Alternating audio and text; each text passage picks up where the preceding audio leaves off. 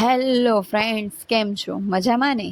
તો ફ્રેન્ડ્સ, ગણપતિ બાપ્પાનો અનેરો ઉત્સવ ચાલી રહ્યો છે અને આની સાથે હું અમારા યુટ્યુબ ચેનલની શરૂઆત કરી રહી છું. તો મને આશા છે કે તમે આ જર્નીમાં અમારો સાથ આપશો. આજે અમે અમારો પહેલો વિડીયો બનાવવા જઈ રહ્યા છીએ અને તેની શરૂઆત બુંદીથી કરીશું. કેમ કે કહેવાય છે ને, કોઈ પણ શુભ કામ કરતાં પહેલાં મોઢું મીઠું કરવું જોઈએ. તો દરેક વસ્તુ સારી જ થાય. તો તેની સાથે શરૂ કરીએ આપણે આપણી આજની વાનગીની શરૂઆત. બોલો ગણપતિ બાપ્પા મોર્યા. તો ફ્રેન્ડ્સ, બુંદી બનાવવા માટે મેં અહીં ગાયછાપ બેસનનો યુઝ કર્યો છે. તમે ચાહો તો કોઈ પણ બીજું બેસન યુઝ કરી શકો છો, જેમ કે રાજધાની બેસન છે, પછી ઘરનો દળેલો લોટ પણ ચાલી શકે છે, જે ચણાની દાળનો હોય છે.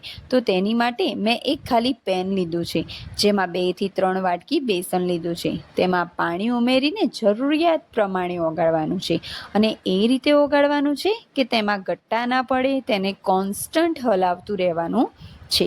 તેને વધુ ઘટ્ટ પણ નથી રાખવાનું કે પછી વધુ પાતળું પણ નથી કરવાનું, જેથી આપણે આપણી મમરી સારી રીતે પાડી શકીએ છીએ. હવે મેં એક પેનમાં તેલ લીધું છે. તમે ચાહો તો ઘીનો પણ યુઝ કરી શકો છો. હવે આપણે એક કાણાવાળો ઝારો લેવાનો છે, જેની મારફતે આપણે તેલમાં મમરી પાડી શકીએ.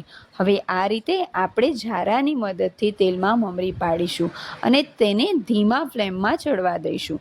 હવે એ થોડી રાતી થાય એટલે એને બાજુની પ્લેટમાં નીચે તમે ટીશ્યુ પેપર અથવા તો પેજ મૂકીને નીકાળી શકો છો, જેથી રહેલું તેલ તેમાં ઓબ્ઝર્વ થઈ જાય છે.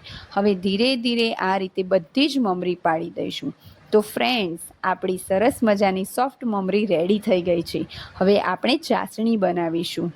બજાર જેવી સરસ બુંદી બનાવવા માટે આપણે ચાસણી રેડી કરીને તેમાં બુંદીને નાખશું, જેથી તેમાં જરા પણ ચાસણીના પાણીનો ભાગ ના રહે. હવે ચાસણી માટે એક પેન લઈશું. તેમાં અંદાજિત 2 થી 2.5 વાટકી ખાંડ લઈશું. તેમાં 1.5 ગ્લાસ જેટલું પાણી ઉમેરીશું અને હવે મીડિયમ ટુ હાઈ ફ્લેમ પર ચાસણીને ચડવા દઈશું અને વચ્ચે વચ્ચે તેને હલાવ્યા કરીશું. હવે તેમાં 2 થી 3 ઇલાયચી લઈશું અને તેને ખાંડણીમાં ખાંડીને ચાસણીમાં એડ કરીશું. ઇલાયચીના લીધે બુંદી ખૂબ જ ટેસ્ટી લાગે છે અને તેની સ્મેલ પણ ખૂબ જ સરસ આવે છે. હવે તેમાં થોડા કલર માટે મોહનથાળનો કલર અથવા તો રેડ કલરનો તમે યુઝ કરી શકો છો અને તેને ચાસણીમાં એડ કરીશું. માત્ર 1 જ ચમચી જેટલું, વધુ પડતો નહીં પાછું. હવે ફ્રેન્ડ્સ, જોઈશું કે આપણી ચાસણીમાં એક તાર બની રહ્યો છે કે નહીં.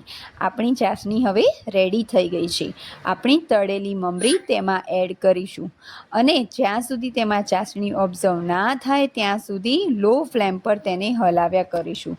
હવે તેમાં 2 ચમચી જેટલું ઘી ઉમેરીશું, જેથી ચાસણીમાં ચીપચીપું ના લાગે અને જે બુંદી આપણે બનાવી છે તે એકબીજાને ચોંટે નહીં અને તેને હલાવ્યા કરીશું.